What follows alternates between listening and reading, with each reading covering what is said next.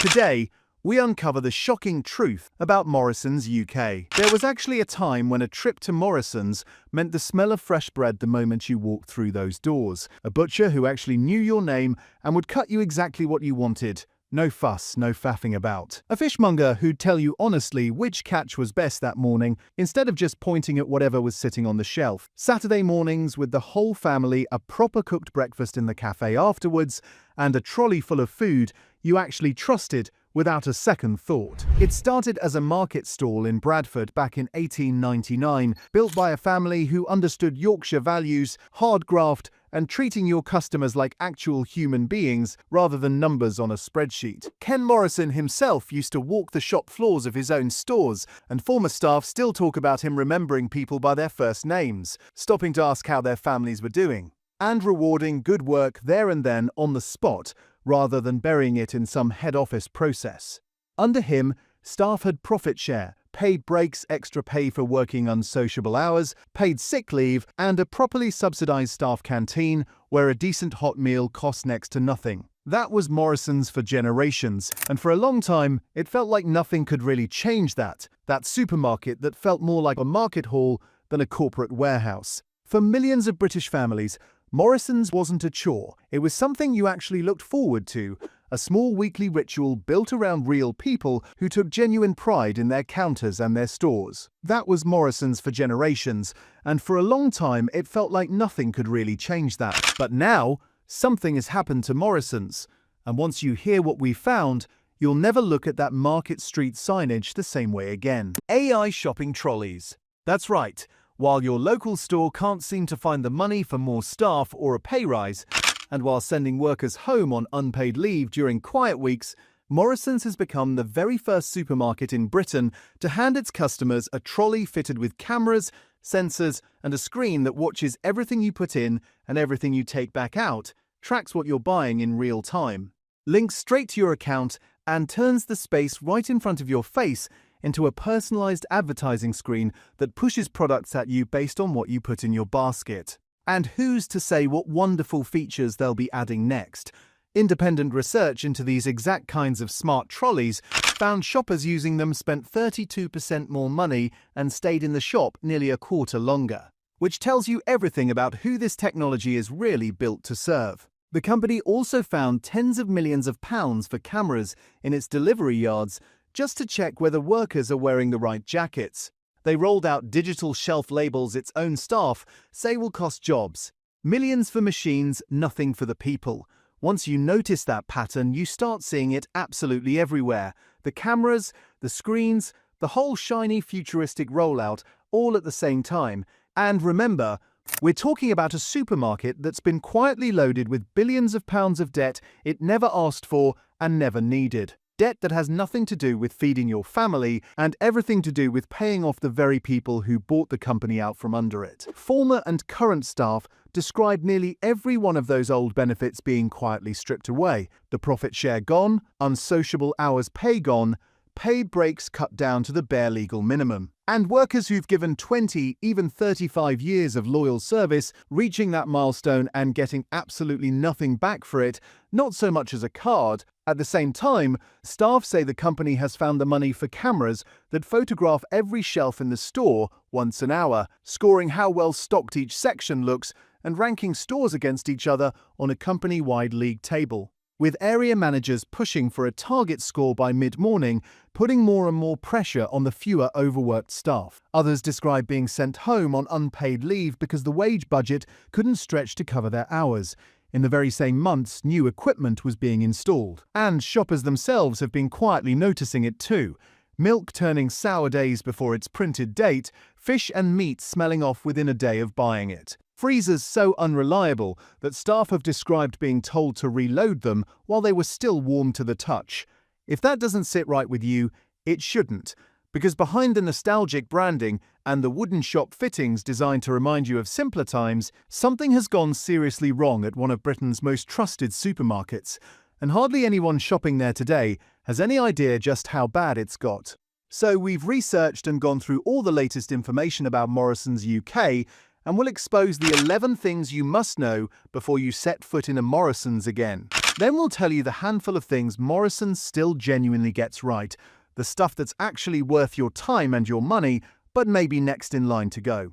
But before we get into it, I need to ask you something, and I mean this properly. If you care about where your food comes from, if you care about the people working behind these counters and tills who never asked for any of this, and if you're sick and tired of watching British institutions get hollowed out by people who've never set foot on a shop floor in their lives, then hit that hype button right now. I know it sounds like a small thing. It isn't. Every single time this video gets liked, it gets shown to more people who have absolutely no idea what's been happening behind the scenes at their local supermarket. This channel exists because ordinary people deserve to know the truth about what they're buying and who they're really supporting when they hand over their hard-earned money. We're not backed by any corporation, we don't answer to any supermarket boardroom, and we never will. The only thing that gets this information in front of more people is you, hitting that button and sharing this with your friends and family who still shop here every single week without knowing any of this. Every hype, every share, every comment builds a bit more pressure on these companies to actually treat their customers and their staff properly. That's not nothing. That's how change actually happens. Companies only ever change their behavior when enough ordinary people start paying attention and start asking questions they can't easily brush off. You hitting that button is a small part of that.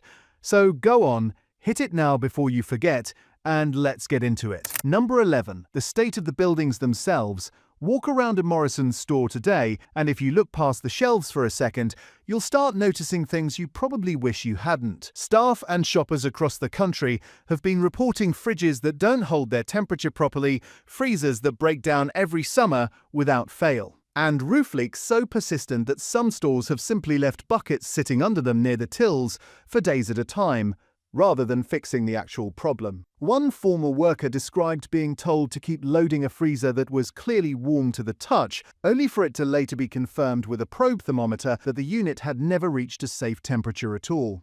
Lifts that stop working and stay broken for weeks on end. Toilets with ongoing issues that never seem to get properly resolved. Car parks left pitted with potholes that never quite get around to being repaired. None of this is glamorous, and none of it makes headlines on its own. But it tells you something important. When a business is under enough financial pressure, the first thing to suffer is usually the stuff customers don't immediately notice: the maintenance, the repairs, the unglamorous upkeep that keeps a store running properly behind the scenes. And once you understand where all that spare cash has actually been going instead, which we'll get to shortly, it starts to make a lot more sense why the buckets never seem to get emptied and the freezers never quite get fixed properly. Number 10. What's happened to the people who actually work there? This next one isn't about blaming the person serving you at the till or stacking your shelves. If anything, it's the complete opposite. Staff at Morrisons have described over and over again a workplace where benefits that used to make the job genuinely worthwhile have been stripped away piece by piece over roughly the last decade. Premium pay for working unsociable hours, gone. Extra pay for Sunday shifts, gone. Paid breaks that used to be standard, cut right down to the bare legal minimum, so a shift of well over 7 hours might now only come with a 15-minute unpaid break. Staff discount on hot food to go has reportedly been slashed as well, cut down from a genuinely generous discount to a much smaller one. And in 2025, when the Shop Workers Union tried to negotiate a decent pay rise for the tens of thousands of people Morrisons employs, the company said no, pointing to rising costs, and staff were left with nothing beyond the legally required increase to the national living wage. A senior officer at that union put it plainly, saying it's a sad day when one of the largest retailers in the country is now a national living wage employer, when it used to be one of the highest-paying supermarkets around, and openly questioned whether that's simply the result of private equity taking over what used to be a family-run business. Think about that for a moment. A supermarket that was once known as one of the better-paying employers in British retail is now, by its own admission, simply a minimum-wage employer. Long-serving staff, some with 15, 20, even 35 years of loyal service, have described reaching major work anniversaries and receiving absolutely nothing in return, not so much as a card or a kind word from management. These aren't lazy workers looking for handouts. These are people who've given decades of their working lives to this company and who are now stretched thinner than ever, doing the jobs of 2 or 3 people because vacancies simply aren't being filled when colleagues leave. Management has openly said it plans to save money by simply not replacing some staff as they go, which sounds harmless enough on paper, until you realize it means the people left behind are quietly picking up someone else's workload on top of their own, week after week, with no extra pay to show for it. The staff aren't the problem here. They never were, and it's worth remembering that every single time you're stood in a long queue wondering why there's only one till open, or why the shelves haven't been filled by mid-afternoon. Number 9. The verdict from independent shoppers themselves. You don't have to take our word for any of this. Every year, the consumer group Which surveys thousands of British shoppers on their supermarket experience, covering everything from queuing time to product quality to whether the shelves are actually stocked properly. 2 years running now, Morrisons has finished joint bottom of that table alongside Asda, with shoppers specifically calling out empty shelves and fresh food. That's not a one-off bad month. That's the same result 2 years in a row from thousands of genuine members of the public who were simply asked to rate their own honest experience with no reason at all to be unfairly harsh about it. And in the wider grocery market, Morrisons is being squeezed from underneath as well. Lidl, once seen as the budget outsider nobody took seriously, once dismissed as somewhere for a quick top-up shop at best, has now caught up to Morrisons and even overtaken it on some measures of food and drink sales. Something that would have seemed almost unthinkable not so long ago, back when Morrisons was comfortably one of the big 4 supermarkets in Britain, and Lidl barely registered on anyone's radar. Asda has slipped in a similar way too, both once proud Yorkshire-born chains, born within a few miles of each other, now scrapping it out at the bottom of the table, with a German discounter breathing down their neck. When your own customers are ranking you at the bottom of the table 2 years running, and a discount chain that used to be an afterthought is now level with you or ahead of you, that's not bad luck. That's a pattern, and it's one that's been building for a good while now, quietly, store by store, shop by shop. Number 8. The petrol station sale that should make your jaw drop. Here's one that even seasoned shoppers tend to miss completely. Back in 2024, Morrisons sold off its entire network of petrol stations and car parks, hundreds of sites across the country, for around £2.5 billion. On the surface, that sounds like a sensible move to pay down some of that enormous debt we're about to get into properly. Except here's the part that should genuinely stop you in your tracks. The buyer, a company called Motor Fuel Group, is owned by the exact same private equity firm that owns Morrisons itself. In other words, the people who bought Morrisons sold off a huge chunk of its most valuable property to another business they also own, and now Morrisons pays rent every single month on forecourts it used to own outright. Picture selling your own house to yourself under a different name and then having to pay rent to live in it for the rest of your life. That's essentially what's happened here, and remarkably, it's completely legal. It's just not something Morrisons is likely to explain to you next time you're stood filling up your car, watching the numbers tick over on the pump. Number 7. The debt that's been quietly strangling this supermarket since 2021. This is the story that explains almost everything else on this list, so stick with us here because it matters. In October of 2021, an American private equity firm called Clayton, Dubilier and Rice bought Morrisons for around £7 billion. Here's the part that matters most. Of that £7 billion, roughly £6.1 billion of debt was loaded directly onto Morrisons itself, not onto the buyers, but onto the supermarket's own balance sheet. Imagine buying a house, but instead of taking out the mortgage in your own name, you somehow make the house itself responsible for repaying the loan used to buy it. Every single room in that house now has to generate income just to cover the cost of its own purchase, rather than going towards actually maintaining the place or improving it for the people living there. That's essentially what happened to Morrisons overnight, back in 2021. To their credit, Morrisons has made real progress paying that debt down since then, cutting it by roughly £2.7 billion through a series of refinancing deals, bringing the outstanding balance down to around £3.5 billion by the middle of 2025. That's genuine progress, and it's fair to acknowledge it. But even with that progress, a huge amount of cash that should be going into better stores, better pay, and better stock, is instead going straight out the door to service debt that had absolutely nothing to do with running a supermarket in the first place. Every pound that leaves the tills to cover interest payments is a pound that isn't fixing a broken freezer or funding a decent pay rise. Before all of this happened, Morrisons owned most of what it operated outright: its stores, its bakeries, its manufacturing sites, all with relatively little debt sitting against them. That's precisely what made it such an attractive target in the first place. A business with that much of its own property and that little debt is exactly the kind of company a private equity firm looks for, because it means there's plenty of value sitting there to borrow against. Number 6. Millions spent watching staff, nothing spent on paying them properly. While staff were being told there simply wasn't enough money for a proper pay rise, Morrisons has reportedly been investing heavily in technology to monitor its own workforce. Staff have described cameras positioned overhead in stores that photograph shelves every hour, scoring each section on how well stocked it looks, and ranking stores against each other in a company-wide league table.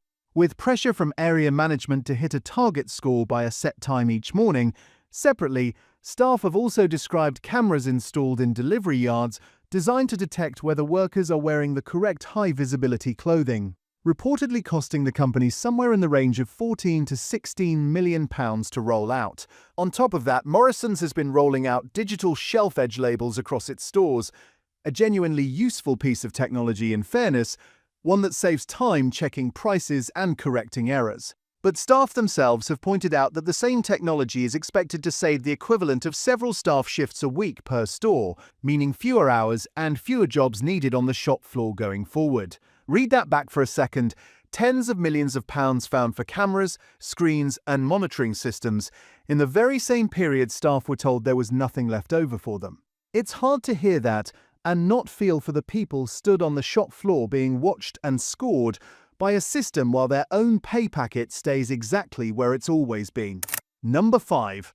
The bakery signs that are still lying to you right now. Back in June of 2024, a food campaign group called the Real Bread Campaign formally reported Morrisons to trading standards over signage in its in-store bakeries, claiming products were baked from scratch, made in store, and freshly prepared every single day. The following month, Morrisons appeared on BBC Morning Live and apologised publicly, promising to remove the misleading signage from its stores. Here's the part that should genuinely wind you up. As recently as January of 2026, campaigners visited a Morrisons bakery and found the exact same signs still up, still making the exact same claims. More than a year and a half after that public apology was made on national television, the trading standards complaint remains entirely unresolved to this day. Campaigners even found products marketed as wholemeal that weren't actually made with wholemeal flour at all, sitting right alongside those scratch baking claims. So next time you're standing in front of that lovely wooden shelving under a sign telling you your bread was made from scratch that very morning, know that the company running that bakery has already admitted on national television that the claim isn't true and simply hasn't taken it down. Number 4. Empty shelves and food that goes off far too quickly. This is the complaint you'll hear from Morrisons shoppers more than almost anything else. And it isn't just bad luck or a bad week. Customers across the country have described milk curdling well before its printed date, meat and fish smelling off within a day or two of purchase, and shelves left half empty for extended periods, particularly in the frozen and fresh sections. Former staff have backed this up from the inside, describing freezers that fail every single summer without fail, stock left out on the shop floor for far longer than food safety guidance actually allows, and simply not enough people on hand to properly rotate and restock what's coming through the doors each day. One shopper described arriving at their local store to find a single till open, a queue halfway down the length of the store, and empty shelves throughout, only to be told by staff that all overtime had simply been cancelled that particular week. Others have described whole pallets sat unloaded in the warehouse for hours on end because there simply weren't enough hands available to bring the stock through to the shop floor.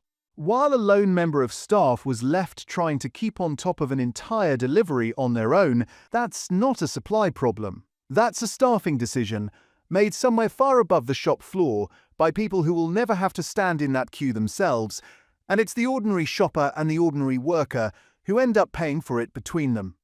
Number 3. Everything that's quietly been closed down. In March of 2025, Morrisons announced a sweeping round of closures that would have been unthinkable a decade earlier.